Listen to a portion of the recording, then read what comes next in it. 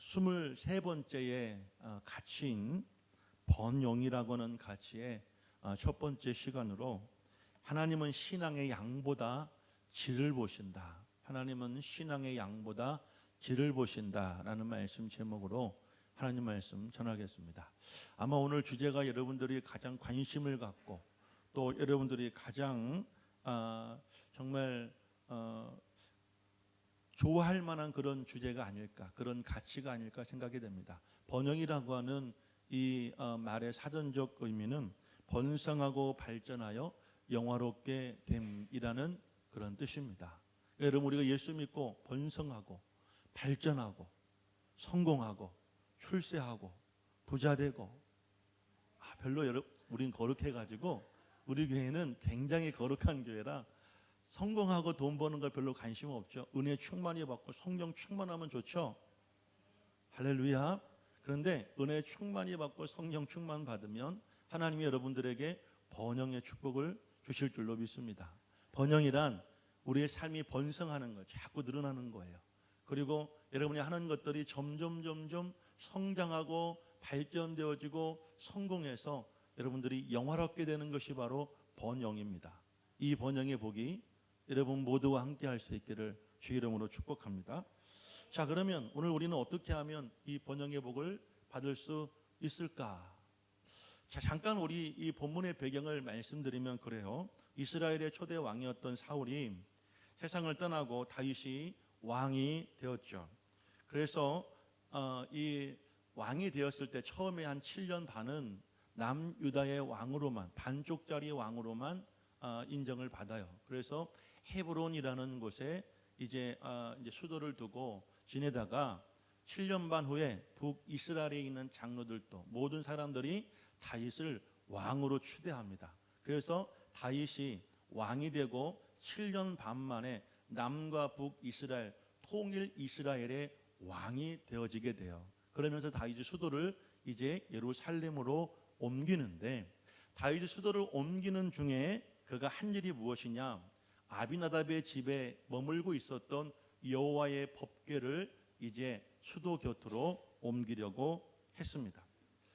여러분, 다윗이 왜 그것을 옮기려 했느냐면 여러분, 여호와의 법궤가 있는 곳에 하나님의 임재하심이 있고 또 하나님이 임재하여 다스릴 때 다윗의 나라가 번성하고 또 발전하고 번영할 것이라고는 그에게 믿음이 있었기 때문이에요. 법궤는 하나님의 임재를 상징하는 것으로 법궤 안에는 아론의 쌍난 지팡이가 들어있고요. 그리고 모세가 하나님께 받았던 십계명 돌판이 들어있고 그리고 만나 항아리가 들어있습니다. 그래서 하나님의 임재를 상징하기 때문에 여호와의 법궤를 언약궤 또는 증거궤라고도 부릅니다. 이 법궤를 엘리 제사장 시절에 블레셋에게 빼앗겼습니다. 어떻게 빼앗겼냐면 전쟁이 났는데 전쟁에서 밀리자 엘리의 두 아들 홈니와 비느하스가 여호와의 법궤를 들고 전장터에 나갔으나 법궤는 빼앗기고 두 아들은 그 전장에서 죽게 되죠. 그 소식을 들었던 엘리 제사장은 그만 앉아있던 의자에서 떨어져 목이 부러져 98세에 죽게 되어집니다. 그런데 홈니와 비느하스라고 하는 엘리의 두 아들은 어떤 사람이었습니까? 혹시 여러분들 아는 분도 계시겠지만 이 사람들은 제사장의 아들이기도 하였지만 그들 역시도 제사장이었습니다. 그런데 사무엘상 2장 12절 말씀을 보면 엘리의 아들들은 행실이 나빠 여호와를 알지 못하더라 라고 성경은 말해요. 제사장의 아들이었어요. 목사의 아들이었지만 여호와를 알지 못해요. 요즘에 이런 목사 아들 참 많습니다. 상처를 받아요. 아빠가 목사님인데 교회에서 많은 상처를 받고 아빠가 상처 받으라고 하진 않는데 이 아이들이 무언가를 보고 무언가를 듣고 무언가를 통해서 상처받아 이 아이들이 아빠와 함께 신앙생활을 않는 아이들이 참 많아요. 신앙생활 안 하면 다행인데 행실이 나빠요. 그래서 아예 여호와를 버렸어요. 또 성경은 뭐라고 말하냐면 2장 17절에 이렇게 말해요. 이 소년들의 죄가 여호와 앞에 심히 크면 그들이 여호와의 제사를 멸시함이었더라 라고 성경은 말해요. 그러면서 이 두 사람은 어떤 짓을 행했냐면 성전에 드리는 제물을 자기들 마음대로 착복하고요. 성전에서 섬기는 여인들과 동침하기도 합니다. 이렇게 타락한 사람들이 하나님의 법궤를 메고 전쟁에 나갔을 때 하나님이 그들을 도우셨겠느냐 이거예요. 우리도 여러분들 마찬가지입니다. 우리가 이 두 사람과 같이 타락한 삶을 살면서 하나님이 여러분에게 번영의 복을 주실 것이라 기대한다면 절대 하나님은 그런 사람과 함께하지를 않습니다. 자, 그런데 이제 법궤를 빼앗긴 블레셋 나라에 여러분들 굉장하게 고통스러운 일이 그때부터 벌어져요.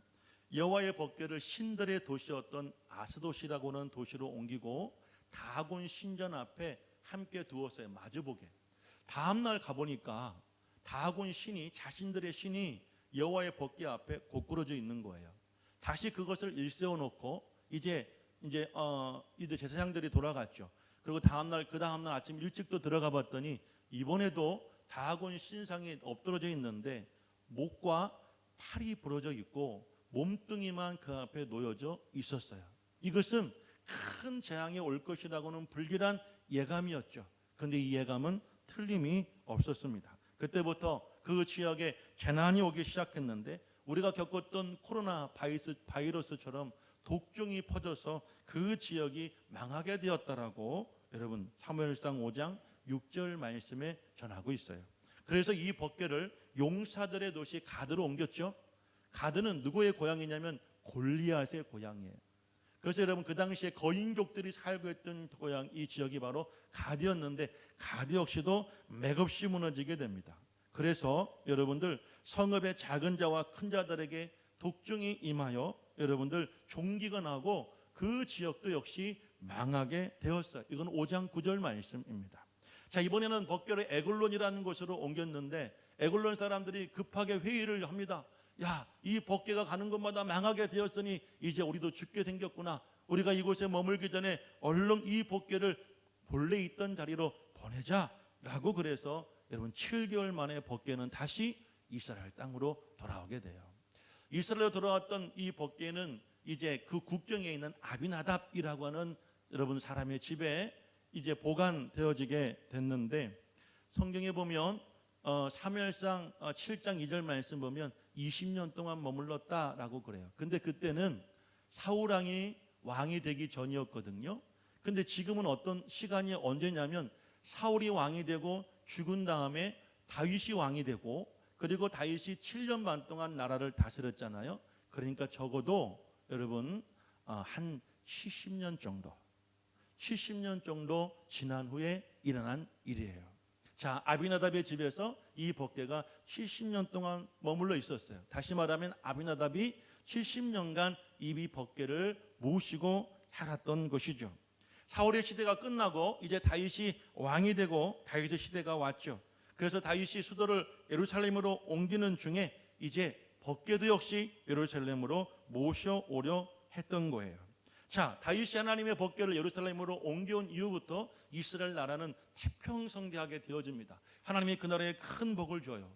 그래서 부강하게 되고 전쟁마다 승리하게 되어지고 다윗 때에 그가 차지한 이 영토가 가장 많았어요. 다윗은 승승장구했어요. 하는 일마다 다 복을 받았다고요. 자, 그런데 오늘은 저는 다윗의 이야기가 아니라 이 법궤를 중심으로 두 가정의 이야기를 여러분과 나누고 싶어요. 오늘 제가 말씀드렸던 아비나답이라고 하는 가정 이야기와 그리고 잠깐 3개월이지만 오늘 말씀 이제 6절 이후에 나오는 여러분들 이 사람의 오베데돔이라고 하는 가정의 이야기를 여러분과 함께 나누면서 여호와의 번영의 복이 우리가 어떻게 신앙생활하고 어떻게 그 법궤를 중심으로 살 때 그 가정에 임하는가 여러분에게 말씀드리고 싶어요. 할렐루야. 제가 설교를 준비할 때 늘 가슴이 설레이지만 오늘같이 굉장히 좋은 이야기 할 때는 더 설레요. 번영, 복받으라는 이야기잖아요. 그렇죠? 그러니까 막 제가 오늘도 올라와서 이 원고를 계속해서 복기하고 계속 보았던 것은 할 수 있으면 여러분에게 좋은 말씀을 정확하게 여러분들이 다 이해하고 은혜 받을 수 있게 전달하고 싶어서 제가 정말 사모했어요. 여러분 말씀을 사모하시고 은혜를 사모하셔서 오베데돔의 가정에 임했던 하나님의 축복이, 번영의 복이 여러분에게도 임할 수 있는 오늘 귀한 믿음과 은혜 받으시기를 간절히 축복해요. 자, 첫 번째 우리는 법궤를 70년간 보관했던 아비나답의 가정에 대하여 우리가 함께 먼저 은혜를 나눠보도록 하겠습니다. 다윗은 나라의 번영을 위해서 이제 수도 예루살렘으로 여호와의 법궤를 옮겼어요. 오늘 1절 2절 말씀을 보실까요? 1절 2절 말씀을 보여주세요. 본문 한번 읽어봅니다. 다윗이 이스라엘에서 뽑은 무리 3만 명을 다시 모으고 다윗이 일어나 자기와 함께 있는 모든 사람과 더불어 바알레 유다로 가서 거기서 여호와 하나님의 궤를 메어 오려 하니 그 궤는 그룹들 사이에 좌장하신 만군의 여호와의 이름으로 불리는 것이라. 자, 법궤를 이제 다윗이 예루살렘으로 옮기는데 몇 명을 동원했냐면 3만 명을 동원하고, 그리고 자기의 신복들, 자기의 측근들을 다 모아서 베레스 우사라는 곳으로 가게 되어집니다. 바알레 유다입니다. 죄송합니다. 바알레 유다로 가게 되어지고, 그리고 여호와의 궤를 옮겨오려 했어요. 그냥 한 것이 아니에요. 5절 말씀도 한번 보여주십시오. 5절 말씀에 이렇게 말해요. 다 같이 읽습니다. 다윗과 이스라엘 온 족속은 잣나무로 만든 여러 가지 악기와 수금과 비파와 소고와 양금과 재금으로 여호와 앞에 연주하더라. 자, 여러분, 그러니까 한번 상상해 보십시오. 얼마나 화려하고 얼마나 성대하고 얼마나 멋있었을까요? 3만 명이 동원되어졌어요. 그리고 다윗 왕을 중심으로 한 고관 여러분 대신들이 다 그 자리에 참여했어요. 그리고 수가지 악기를 연주하는 악사들이 그곳에서 여러분들 성대하게 연주를 하면서 이제 여호와의 법궤를 옮기려 했던 것이죠. 자, 여러분, 얼마나 여러분들 역사적이고 얼마나 감동적이었을까. 저는 우리 예배도 이래야 된다고 생각이 돼요. 우리 예배도 이렇게 축제가 되어져야 합니다. 할렐루야. 다윗은 늘 하나님을 사모했고 하나님을 여러분 중심으로 살았어요. 그리고 성경을 보면 다윗은 이 여호와의 법궤가 그곳에 있는 아비나답의 집에 있는 것에 대하여 늘 불편해했어요. 그리고 다윗은 자기가 왕이 되면 그것을 옮겨오려고 항상 마음에 준비를 하고 있었고요. 왕이 되면서 이제 통일 왕국의 왕이 되면서 다윗은 드디어 법궤를 옮겨오는 거예요. 우리가 일주일간 세상에 살면서 여러분 세상에 어떤 곳에 가더라도 누구를 만나고 무엇을 하더라도 우리의 마음은 늘 여호와 앞에 있어야 되고 여호와 중심으로 살아야 되고, 그리고 여러분 여호와를 사모하는 마음이 있어야 돼요. 예배에 대한 사모함, 은혜에 대한 사모함, 주일에 대한 사모함. 할렐루야. 여러분 우리는 일요일이 아니라니까요. 일요일부터 토요일까지는 태양력이에요. 이것은 성경적인 여러분들 그런 시간의 개념이 아니고요. 성경은 주일이라고 하잖아요. 주일, 주님의 날. 그러니까 월요일부터 토요일은 세상의 날이에요. 하지만 주일은 우리가 하나님께 예배드리고 하나님과 함께 할 수 있는 우리에겐 축복된 구별된 날이잖아요. 우리는 주일을 그렇게 사모해야 돼요. 축제와 같이 예배드리고. 할렐루야. 그런데 말이에요. 이렇게 성대하고 이렇게 화려하고 이렇게 행복한 날에 그만 재앙이 일어나게 됩니다. 법궤를 운반하는 과정에서 아비나답의 아들이었던 우사가 그만 그 자리에서 죽게 되어져요. 한번 6절에서 8절 말씀 보여주십시오. 제가 읽어볼게요. 그들이 나곤의 타작마당에 이르러서는 소들이 뛰었어요. 우사가 손을 들어 여호와 궤를 붙들었는데 7절 보니까 여호와 하나님이 우사가 잘못함으로 말미암아, 우사가 잘못했대요. 우사가 잘못함으로 말미암아 진노하사 그를 그곳에서 치시니 그가 거기 하나님의 궤 곁에 죽으니라. 여호와께서 우사를 치심으로 다윗이 분하여 그곳을 베레스 우사라 부르니 그 이름이 오늘까지 이르니라. 여호와의 법궤는 아비나답이 자신의 집에서 70년간 여러분 모시고 섬겼죠. 이제 여호와의 법궤가 아비나답의 집을 출발하여 예루살렘으로 가는 여러분 그런 중이었습니다. 그런데 법궤를 수레에 싣고 소들이 끌고 가고 있었는데 나곤이라는 사람의 타작마당에 이르렀을 때 갑자기 소들이 길이길이 날뛰기 시작한 거예요. 왜 그랬을까요? 민수기 22장 말씀에 보면 발람이라고 하는 선지자가 있습니다. 이 사람에게 하나님께서 은사를 주셨는데 이 사람이 돈을 참 좋아하는 사람이었어요. 이방 나라 여러분 왕에게 매수되어져서 발락이라고는 왕에게 매수되어져서 이스라엘을 저주하라는 예언을 지시받았어요. 돈 받고. 그는 저주하게 나귀를 타고 가는데 갑자기 나귀가 목적지로 가지 않고 자꾸 벽 쪽으로만 붙어 가려는 거예요. 그래서 여러분, 이 발람이 나귀를 막 때리면서 왜 이놈아, 내가 가라는 곳에 가지 않고 네가 가고 싶은 데 가냐라고 나귀를 막 때리니까 나귀가 말을 합니다. 왜 때려요? 내가 언제 주인의 말을 어긴 적이 있었어요? 라고 이 나귀가 이야기를 하는 거예요. 여러분들, 왜 그랬을까요? 하나님이 이 나귀를 통하여서 깨닫게 하신 거예요. 하나님이 그걸 통해서 메시지를 주신 거예요. 우리도 살면서 하나님께서 여러분에게 말씀하실 때 꼭 성일교 말씀, 성경 말씀이 아니라 여러분 주변에 일어나는 여러 가지 사건들, 상황들, 사람들의 말들 귀담아 보시고 눈여겨보시고 여러분 그것들에 집중해 보시면 거기에 하나님의 음성과 메시지도 있다는 것을 이 여러분 발람이 보여주는 사건이죠. 오늘 이 법궤의 이 사건도 마찬가지예요. 하나님이 원하신 방법이 아닌 여러분 사람이 원하는 방법으로 그 법궤를 운반했기 때문에 소들이 날뛰게 된 거예요. 본래 법궤를 옮길 때에는 실에 실어서 운반하는 것이 아니라 제사장들이 어깨에 메고 옮겨야 했습니다. 메고 간다는 것은 겸손과 섬김을 의미합니다. 자, 우리 한번 생각해 보십시오. 우리가 그때 시대 살진 않았지만 드라마나 영화를 통해 보셨기에 우리가 조선시대 때 임금님이나 또 여러분들 양반님들이 이동하실 때 뭐 타고 이동하셨어요? 가마 타고 이동하셨죠. 그렇죠? 그래서 남자 우리 이 양반들은 오픈 가마를 타셨어요. 그 당시 오픈카가 있었어요. 그래가지고 지붕이 없는 오픈 가마를 타고 동네를 가면 사람들이 머리를 속이고 그랬잖아요. 그렇죠? 그리고 우리 여성분들은 오픈카가 아니지만 아름답고 예쁜 꽃가마를 타고 이동을 했어요. 그러면 꼭 가마꾼들이 있었죠. 그렇죠? 그래서 그분들이 줄로 자신의 어깨를 메고 가마에 여러분 손잡이에 줄을 걸어서 가마에 싣고 갔어요. 그런데 사람을 수레에 태워가는 경우가 있었죠. 어떨 때 수레에 태워갑니까? 죄인들을 압송하거나 유배 보낼 때. 그렇죠? 자, 지금 상황을 생각해 보십시오. 하나님의 법궤가 지금 어디에 실려 가고 있어요? 소들이 수레에 실어서 여호와의 법궤를 끌고 가고 있어요. 말도 아니에요.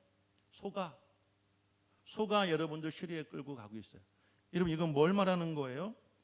하나님의 방법, 하나님의 법궤를 우리가 모시고 대하는 자세가 틀려먹었다는 거예요. 우리도 마찬가지. 하나님은 눈에 보이지 않아요. 그래서 우리 마음대로, 우리 멋대로, 우리 고집대로, 우리 생각대로 하나님을 모시고 신앙생활을 할 수도 있는데 오늘 이 여러분들 우사의 죽음은 그런 우리들에게 많은 교훈과 많은 생각을 하게 한다는 것을 기억하십시오. 여러분 이 아비나답은 70년이나 가까이 여호와를 섬겼습니다. 두 아들 우사와 아요를 동반해서 오늘 잘 상상해 보십시오. 오늘 말씀에 보면 4절 말씀에 보면 아요가 지금 이 여호와의 궤 앞에 가고 있었어요. 4절 끝부분에 보니까. 그렇죠? 이제 법궤가 아비나답의 집에서 출발하고 아요가 여러분들 첫째 아들 아요가 여호와의 법궤 앞에 서가고 자 5절 말씀을 보게 되어지면 또 뭐라고 성경은 말하겠냐면 다윗과 이스라엘 온 족속은 잣나무로 여러분들 만든 것으로 여러분들 뭐였어요? 여러 가지 악기를 만들고 그 다음에 제 끝부분에 뭐라고 말합니까? 여호와 앞에서 연주하더라. 상상이 갑니까? 자, 소가 지금 수레로 여호와의 법궤를 싣고 가는데 그 앞에 아요라고는 아비나답의 아들이 서 있고 또 그 앞에는 다윗과 그리고 대신들이 악기를 연주하는 사람들과 함께 그 앞에 서가고 있었어요. 여호와의 법궤는 그 뒤에 따라가고 있었다는 거예요. 그리고 제일 끝에 누가 있었느냐면 여러분들 우사라고 하는 둘째 아들이 있었어요. 그런데 나골의 다장마당에 이르렀을 때 소들이 날뛰자 이리 떨어지길까 무서워서 이 우사가 그만 여호와의 법궤에 손을 대자 죽고 만 것입니다. 자, 여러분 여호와의 법궤를 옮기는 날을 축제의 날로 정하고 온 나라가 여러분들 정말 그것을 통해서 하나가 되어지고 또 여러분들 정말 하나님이 그 나라를 지킬 것이라고는 그런 정말 기분 좋고 행복한 날에 그만 그 나라의 저주가 임하게 되었다는 거죠. 자, 오늘 이 말씀은 잘 생각해 보십시오. 70년간 법궤를 모시고 섬겼던 아비나답의 가정이 불행에 닥쳐오고 사랑하는 아들이 죽은 이유는 다른 것이 아니라 하나님의 방법이 아닌 자기의 마음대로 여호와가 기뻐하시는 대로가 아닌 자기가 기뻐하는 대로 그 법궤를 옮겼기 때문이에요. 자기 아들 아요 내가 70년간 이것을 독점하듯 여호와의 법궤를 내 집에서 내가 섬겼기에 다윗 왕도 어느 누구도 그 사람을 막을 수가 없었어요.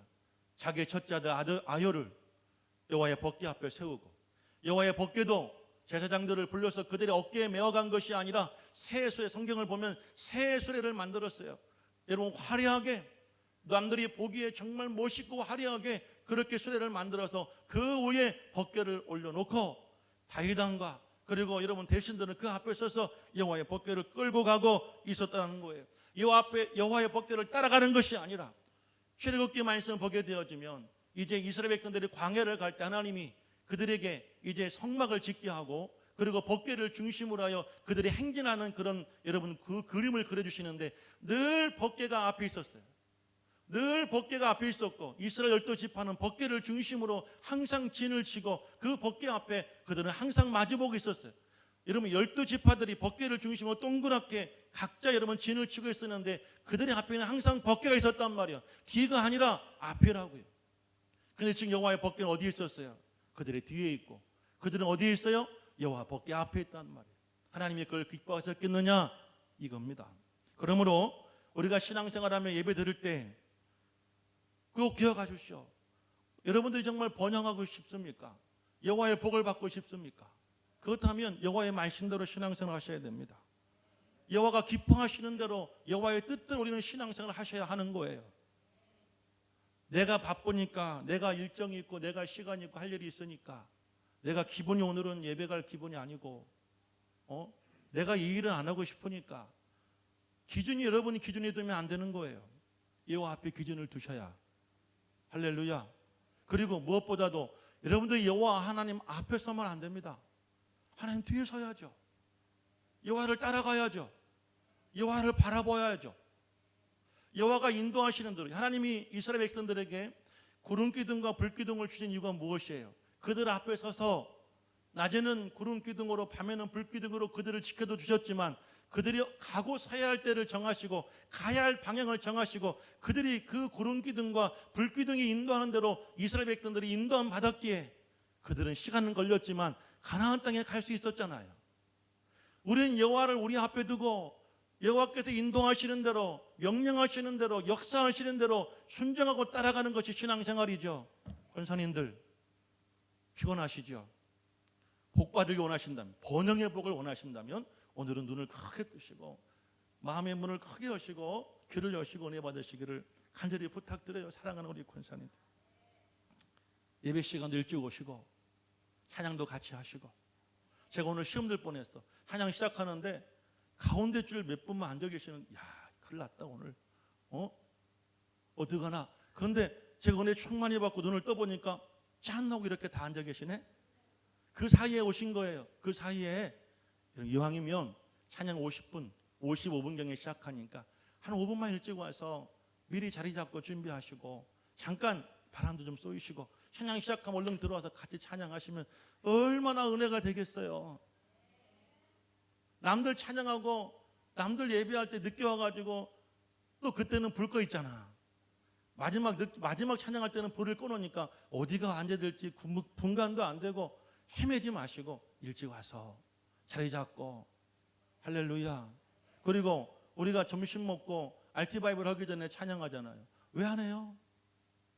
물론 어쩔 수 없이 모임을 해야 되는 목장이 있다면 어쩔 수 없는데, 제가 보니까 커피 마시고 이야기하고 돌아다니고 애들하고 노는데 앞에서 찬양하는 사람은 찬양하고 한 여러분 대여섯 분이 앉아서 찬양하시는데 제가 민망하고 죄송하더라고요. 찬양하십시오. 그것이 하나님이 원하시고 하나님이 받으시고 하나님이 기뻐하신 일이에요. 우리가 여호와를 앞에 두고 우리가 섬기고 그분을 따라가야지. 여호와를 뒤에 내 뒤에 두고 내 마음대로 가고 싶은 대로 여호와가 따라오라고. 그 얼마나 우스운 꼬라지입니까? 여러분, 다윗이 그곳을 베레스 우사라고 지었죠. 베레스란 말은 하나님이 치셨다라는 뜻이에요. 그래서 우사를 하나님이 치셔서 죽었다라고 해서 그 지역 이름을 베레스 우사라고 지었던 것이에요. 우사가 뭘 잘못했을까요? 여러분, 아비나답은 뭘 잘못했을까요? 법궤를 손으로 만지면 안 된다고 하는 여호와의 말씀을 어겼다는 것, 이것이 잘못이에요. 자, 우사는 여러분들 하나님의 말씀을 몰랐기 때문에 그런 거예요. 몰랐기 때문에. 성경의 고아 족속의 사람들에게만 법궤를 운반하도록 민수기 4장에 하나님 명령하셨어요. 그것도 제사장이 법궤를 매도록 여러분들 명령할 때 그때만 가능합니다. 민수기 4장 17절에서 20절 말씀 보여주십시오. 보십시오. 제가 한번 읽어볼게요. 17절부터 여호와께서 또 모세와 아론에게 말씀하여 이르시되 18절 너희는 고핫 족속의 지파를 레위인 중에서 끊어지게 하지 말지니. 지금으로 말하면 이 세상의 죄의 종들이 끊어지면 안 돼요. 할렐루야. 지금 심각합니다. 나사렛 대학교 신학대학원에서 공문이 왔는데 현재 입학 등록한 학생이 3명이래요. 30명 정원에 20명인가요? 그런데 어떻게든 유치하려고 지금 가진 애를 쓰는데 우리 학교만이 아니라 모든 교단 학교들이 난리가 났어요. 우리 신학교만이 아니에요. 불교, 천주교에서도 여러분들 스님과 신부님들 모집하기에 아주 열을 내고 있는데 지원자가 없다고 그래요. 그런데 여러분 뭐라고 말하면 하나님이 모세에게 말씀하시기를 너희는 고핫 족속의 지파를 레위인 중에서 끊어지지 말게 하라.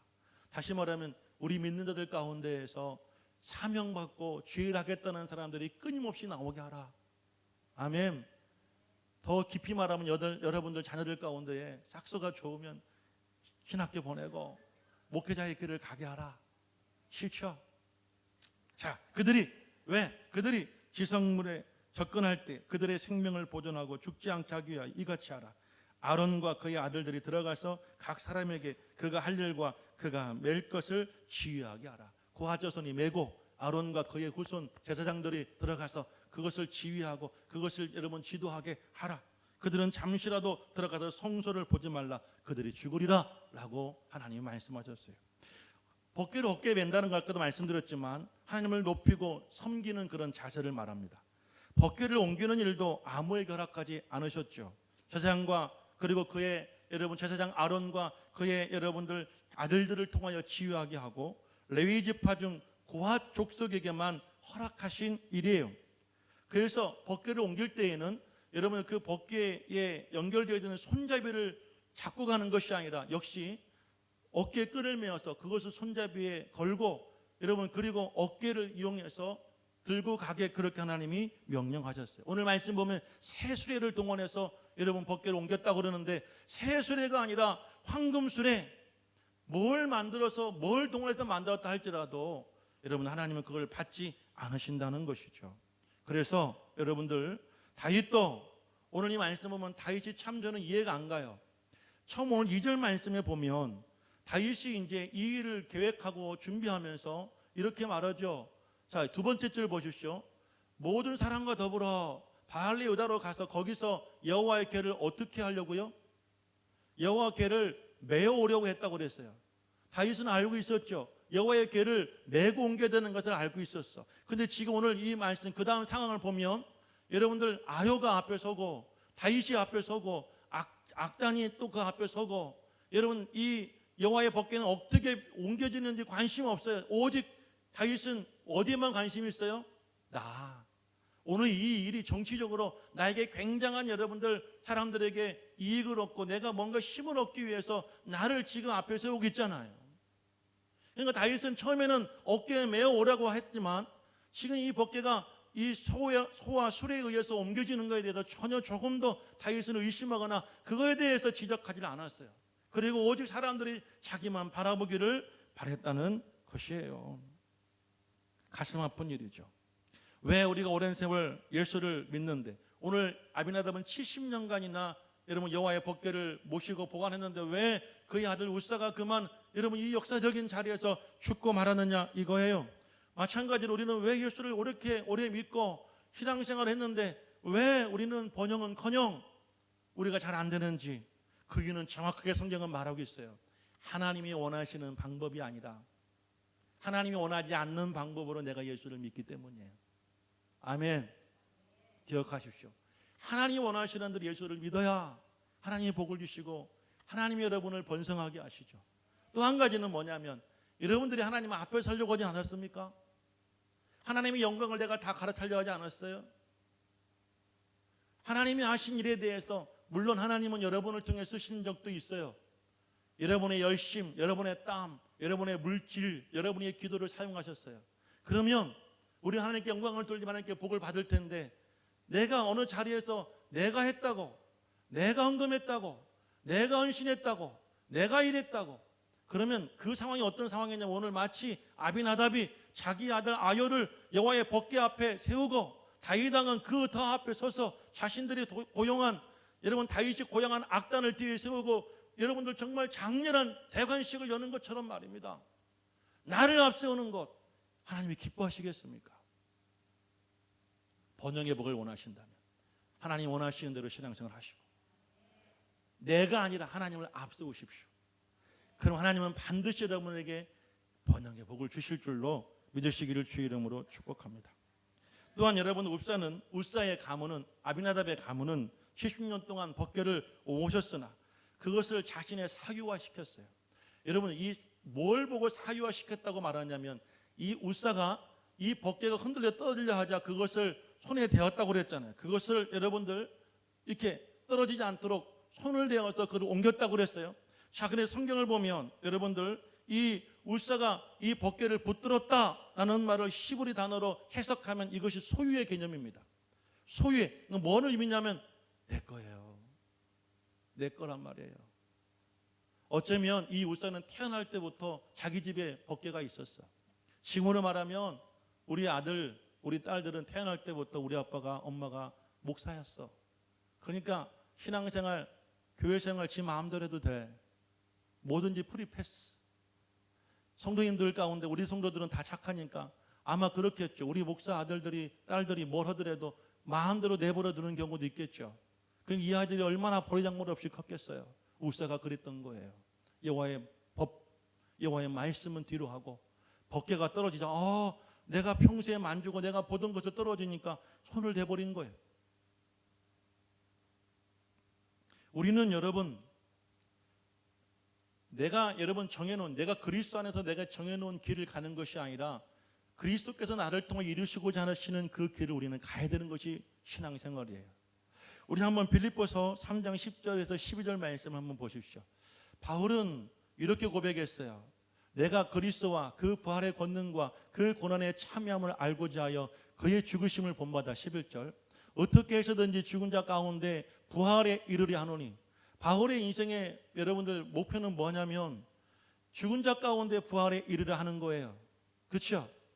그래서 12절 말씀을 보십시오. 다 같이 읽어보죠. 12절 시작. 내가 이미 얻었다 함도 아니요 온전히 이뤘다 함도 아니요 오직 내가 그리스도 예수께 잡힌 바 된 그것을 잡으려고 달려가노라. 아멘. 여러분, 우리는 예수를 믿는 동시에 주님께 붙잡힌 사람들이에요. 아멘이시죠? 내가 예수를 잡은 것이 아니고요, 주님이 나를 붙잡아 주신 거예요. 우리는 그 붙잡힌 바 된 것을 잡으려고 푯대를 향하여 달려가야 되는 것이 신앙생활입니다. 그런데 아유는 내가 잡았다. 그래서 주님이, 여러분들, 이 우사는, 그래서 우사에게 하나님께서 여러분 저주를 내리신 거예요. 사랑하는 여러분들, 70년 동안 아비나답은 법궤를 섬기는 귀한 사명을 감당했지만 법궤를 옮기는 역사적인 날 그의 아들 우사가 죽게 되었습니다. 다시 말씀드려요. 왜 그 가정에, 그 가문에 저주가 임했어요? 내 마음대로. 그리고 내가 앞장서려다 보니까. 자, 두 번째, 이제 아비나답의 가정을 보십시오. 이제는 이제 행복하고 좋은 얘기니까 얼굴 좀 피시고요. 자, 이제 여러분들 그 다음에 어떤 일이 벌어졌냐면 다윗이 큰일 났습니다. 정말 뭔가 여러분들 이것이 자기의 인생에 뭔가 여러분 잘 풀릴 줄 알고 이 일을 기획하고 계획하고 이 일을 했는데 그만 가는 도중에 여러분 사람이 죽고 여러분들 백성들이 요동하는 소요가 되어지는 엄청난 일이 벌어지게 되었어요. 그래서 다윗은 더 이상 여호와의 법궤를 다윗의 성으로, 예루살렘 성으로 옮기는 것을 중단하고 포기하게 되었어요. 그리고 이제 그 법궤를 아비나답이라고 하는 사람의 집으로, 오벳 에돔이라는 사람의 집으로 옮겨가게 됩니다. 자, 한번 10절과 11절 말씀을 우리 함께 보실게요. 10절 11절 말씀을 읽어봅니다. 다윗이 여호와의 궤를 옮겨 다윗성 자기에게로 메어가기를 즐겨하지 아니하고 가드 사람 오벳에돔의 집으로 메어간지라. 여호와의 궤가 가드 사람 오벳에돔의 집에서 석 달이 있었는데 여호와께서 오벳에돔과 그의 온 집에 복을 주시니라. 아멘. 자, 보세요.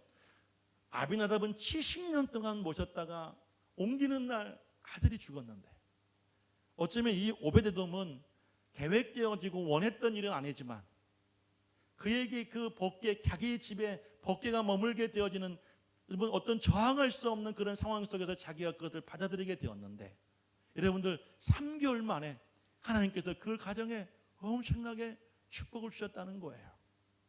자, 여러분, 이 여호와께서 그와 온 집에 복을 주셨다라고 그랬는데, 성경학자 요세푸스는 이 부분에 대해서 뭐라고 해석했냐면, 오베데돔은 갑부가 되었다, 오베데돔은 거부가 되었다라고 성경은 말하고 있어요. 그리고 뿐만 아니에요. 오베데돔과 또 여러분 누구에게 복을 주셨어요? 그의 온 집에, 그러니까 자손들이 잘 되었고, 할렐루야. 그리고 그가 하는 모든 일들이, 그가 경영하는 모든 것들이 다 잘 되었다라고 성경은 말하고 있습니다. 역대상 13장 13절 14절 말씀도 보여주십시오. 제가 한번 읽어볼게요. 이 말씀을 역사적인 관점에서 이제 적어놓은 거예요. 다윗이 궤를 옮겨 자기가 있는 다윗성으로 메어드리지 못하고 그 대신 가들 사람 오베데돔의 집으로 메어가니라. 14절, 하나님의 궤가 오베데돔의 집에서 그의 가족과 함께 석 달을 있으니라. 여호와께서 오베데돔과 그의 집과 그의 모든 소유의 복을 내리셨더라. 자, 여러분 보세요. 사무엘하 6장 10절 말씀과 역대상 13장 13절 말씀에 동일하게 말하고 있는 것이 뭐냐면, 여호와 궤를 메었다는 거예요. 이제서 깨닫게 된 거예요. 어떻게 옮겨야 된다는 거 다 알았어요? 여호와 궤를 수레에 싣고, 소에 의하여 아무리 화려한 여러분 수레를 할지라도, 새로운 수레를 할지라도 여호와께서 원하지 않으시니 여호와께서 원하시는 방법대로 어깨에 메어서 그것을 옮겼다는 거예요. 왜 오베데돔과 그의 집과 그의 모든 소유가 여호와로부터 복을 받았는가? 그들은 여기서 우리에게 답을 주죠. 하나님 원하신 대로, 하나님이 정하신 대로, 하나님이 받으실 만한 대로 그들이 그 복궤를 옮겼기 때문이에요. 순종했기 때문이에요. 헌신했기 때문인 줄로 믿으시기를 주의 이름으로 축복합니다. 자, 역대상 26장 4절에서 8절 말씀 보면 하나님께서 오베데돔과 그의 온 집에 복을 주셨다라고 성경은 말하는데요.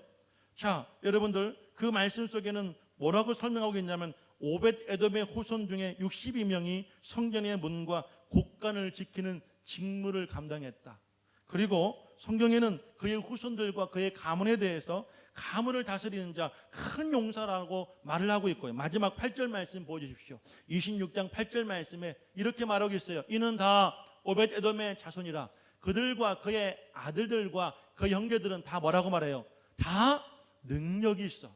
그의 직무를 잘하는 자들이다. 할렐루야. 오베데돔에게 난 자가 62명이었더라.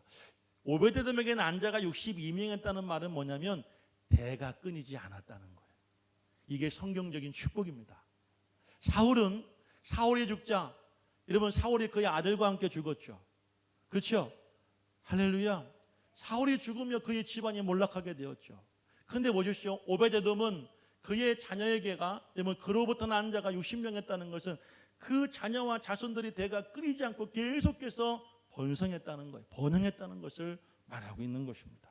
사랑하는 여러분들, 우리가 하나님 말씀대로 하나님께 온전히 순종하고 헌신할 때 하나님은 여러분들에게 번영의 복을 주시는 거예요.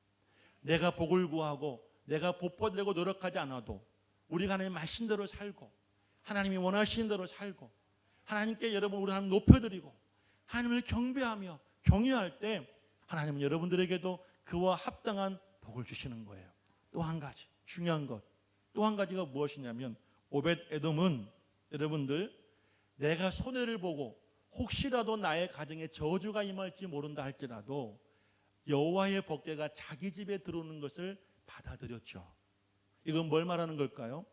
우리가 신앙생활하면서 하나님이 여러분에게 주신 사명, 직분, 직책, 소명을 해가 될지라도 우리는 믿음으로 받아들일 때 하나님이 여러분들에게 번영의 복을 주시는 줄로 믿습니다.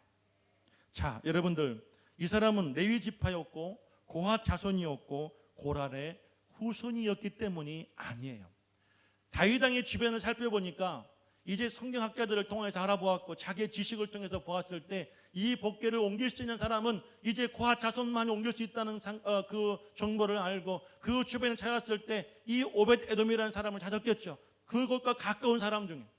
그래서 오벳 에돔에게 그 일을 맡겼는데 오벳 에돔은 그 자리에 있었기에 내가 여러분 어떤 조건과 상황이 맞았기에 어쩔 수 없이가 아니라 오벳 에돔은 능동적으로 그 일을 감당했기 때문이에요. 할렐루야. 마치 폭탄 돌리기 게임 하듯이 심지에 불을 붙은 폭탄을 여러 사람들이 서로 마주보고 내가 내 앞에다 안 터지게 하려고 막 서로 막 넘겨주다가 이 심지가 다 타고 어느 사람 앞에다 빵 터지면 그 사람이 여러분 벌칙을 수행하는 것처럼 교회 다니고 신앙생활 하시면서 하나님이 여러분들에게 직분을 주시고 직책을 주시고 사명을 주실 때 아이고 나는 아니에요. 아이고 나는 아직 자격이 안 돼요. 때가 안 됐어요. 서로 미루다가 내 앞에다 빵 터지면 어쩔 수 없이 내가 무슨 벌칙을 행하는 사람처럼 억지로 한다면 하나님이 기뻐하시겠어요? 하나님. 만약 여러분 저 이런 생각을 해보았어요. 여러분들이 아무 직분도 안 받고 아무런 직책도 없고 아무런 여러분들 교회 안에서 부담이 없이 그런 사람들 많대죠.